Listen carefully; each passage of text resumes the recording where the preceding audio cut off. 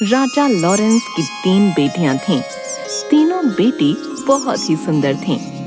सबसे बड़ी राजकुमारी का नाम मैरी था और मंझली राजकुमारी का रोज था और सबसे छोटी और चंचल राजकुमारी का नाम एली था।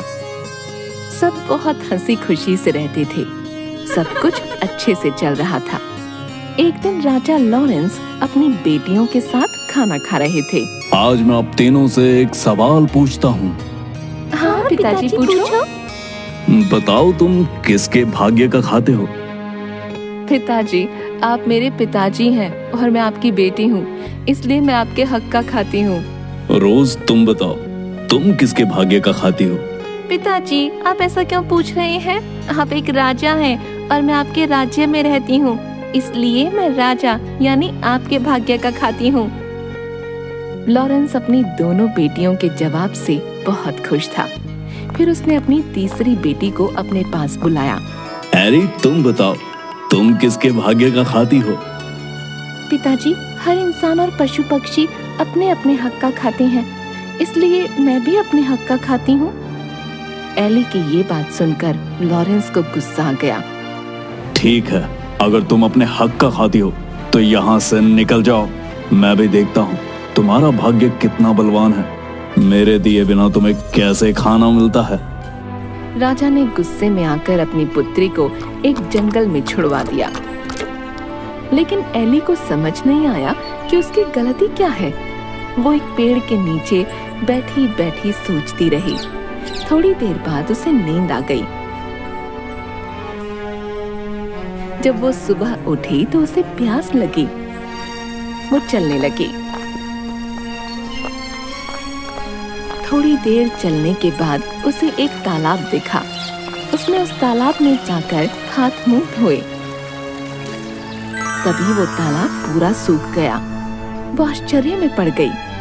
उस तालाब के नीचे सीढ़ियां बनी हुई थीं।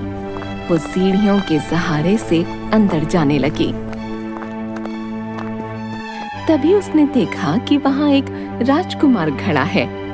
वो उसे देखकर डर गई और वहीं खड़ी हो गई। जब कुछ देर तक वो हिला डुला नहीं तो वो समझ गई कि ये एक मूर्ति है। उसने जैसे ही उस मूर्ति को छुआ वो एक फाटक के रूप में बदल गया। ये सब क्या हो रहा है मेरे साथ? मुझे कुछ समझ नहीं आ रहा। वो थोड़ी देर तक वहीं रुकी रही और सोचने लगी। थोड़ी देर बाद वो उस गेट से अंदर चली गई। वो जैसे ही अंदर गई उसने देखा कि वहाँ एक सुंदर सा बगीचा बना हुआ है और बगीचे में सुंदर सुंदर फूल लगे हुए हैं और उसके बीचों बीच एक पोखर है। वो पोखर के पास गई। उसने वहाँ पानी और बगीचे में गिरे हुए फल खाए और सो गई। तभी उसके सपने में एक एंजल आई। बेटी, तुम परेशान मत हो। तुम्हें मुझ पर भरोसा है ना?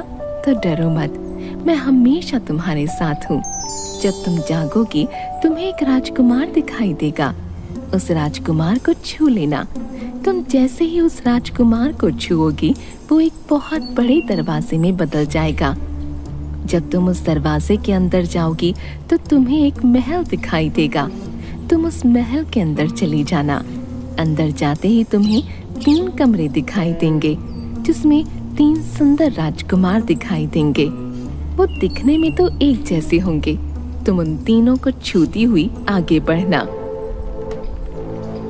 वो तीनों जाग जाएंगे। तब तुम्हें एक कमरा दिखाई देगा। जैसे ही तुम उस दरवाजे को खोलोगी तुम्हें वहाँ एक सुंदर राजकुमार दिखेगा और जैसे ही तुम उसे छुओगी वो जग जाएगा। वो जैसे ही जगे तुम उसके गले में फूलों का हार डाल देना। वही तुम्हारा पति होगा। इतने में एली की आंख खुल गई और वो हड़बड़ा कर उठ गई। ये सब क्या हुआ? क्या वो सब एक सपना था? क्या सच में ऐसा होगा? एली सोचती रही। थोड़ी देर में सूरज निकला। उसने बगीचे से फूल उठाए और उन फूलों से हार बनाने लगी। जैसे ही वो पीछे मुड़ी एक राजकुमार दिखाई दिया। अरे ये तो बिल्कुल वैसा ही हो रहा है जैसा कि एंजल ने सपने में कहा था। एली ने उस राजकुमार को छुआ। वो एक दरवाजे में बदल गया। वो आगे चली गई। फिर उसने महल को देखा। वो महल के अंदर गई और 3 राजकुमारों को छुआ।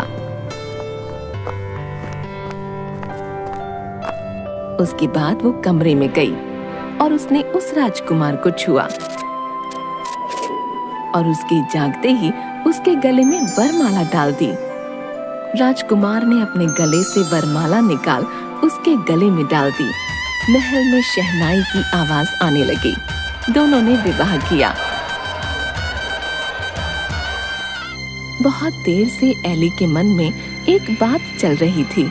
मेरे मन में बहुत देर से एक बात चल रही है, मैं आपसे पूछूं? हाँ पूछो। आप कौन हैं और वो 3 राजकुमार कौन हैं? ये क्या रहस्य है, मुझे बताइए। वो तीनों राजकुमार मेरे भाई थे। हम सबको एक महात्मा पुरुष ने शाप दिया था। अनजाने में मेरे भाइयों ने एक मृग और एक मृगनी का शिकार किया था, जिसकी वजह से वो दोनों बुरी तरह घायल हो गए और मरते मरते उन्होंने मेरे तीनों भाइयों को आजीवन सोने का श्राप दिया। जब मुझे ये बात पता चली, मैं भागा भागा वहां गया तो उन्होंने मुझे ये कहते हुए शाप दिया कि तुम्हारे राज्य में ये सब हुआ है, इसलिए तुम भी पाप के भागी हो। मैं उनसे माफी मांगने लगा। मेरे माफी मांगने पर उन्होंने कहा, मैं अपना दिया हुआ शाप तो वापस नहीं ले सकता, हाँ इसका एक उपाय बता सकता हूँ। उन्होंने उपाय बताते हुए कहा कि जब कोई धर्मोत्तम कन्या तुम्हें और तुम्हारे तीनों भाइयों को छुएगी, तुम सब वापस उसी अवस्था में आ जाओगे। आज तुमने आकर हमें एक नया जीवन दिया है। राजकुमार की बात सुनकर एली ने भी अपने साथ हुई सारी बात बताई और बताया कि किस तरह बिना अपराध के उसको दंड दिया गया और वो यहाँ तक पहुँची। राजकुमार ने उसे गले से लगा लिया और दोनों खुशी खुशी रहने लगे। थोड़े दिन बाद राजकुमार का राज तिलक किया गया और वो राजा बन गया और एली रानी। दोनों राज करने लगे। उनके राजा रानी बनने से उनकी प्रजा खुश थी। उनके राज्य में सब कुछ अच्छे से चल रहा था। लेकिन थोड़े ही दिनों बाद एली को अपने माँ बाप की याद आने लगी और वो उदास रहने लगी। एक दिन, क्या हुआ एली, तुम ऐसे उदास क्यों बैठी हो? मुझे अपने पिता की बहुत याद आ रही है। मैं उनसे मिलना चाहती हूँ। पता नहीं वो लोग कैसे हैं। मेरी बहनें, मेरी माँ, सब पता नहीं कैसे हैं। मुझे उनकी बहुत याद आ रही है। मेरे पिताजी को भी शायद अपनी गलती का एहसास हो चुका होगा। अगर ऐसा है तो चलो हम उनसे मिलने चलते हैं। तुम परेशान मत हो, हम कल ही तुम्हारे घर जाएंगे। दोनों राजसी ठाठ के साथ वहां पहुंचे। जब लॉरेंस ने देखा कि कोई राजा उनके राज्य की ओर अपनी सेना और हाथी घोड़ों के साथ आ रहा है तो वो डर गए। लेकिन वो कुछ नहीं कर सकते थे क्योंकि उनका अपना सारा खजाना खाली हो चुका था और उनके दोनों दामाद उनसे राज्य में हिस्सा मांग रहे थे। उनकी प्रजा भी दुखी थी। राजा लॉरेंस बहुत परेशान हो चुके थे। जब वो दोनों उनके सामने आए, वो एली को रानी के भेष में पहचान ही नहीं पाए। थोड़ी देर गौर से देखने के बाद उन्होंने पहचाना कि वो उनकी बेटी एली है।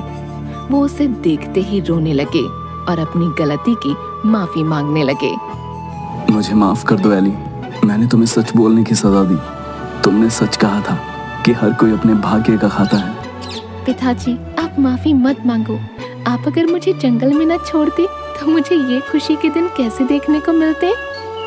इतना कहते ही लॉरेंस की आंखों से आंसू गिरने लगे और उसने अपनी बेटी को गले से लगा लिया और वो सब खुशी खुशी रहने लगे।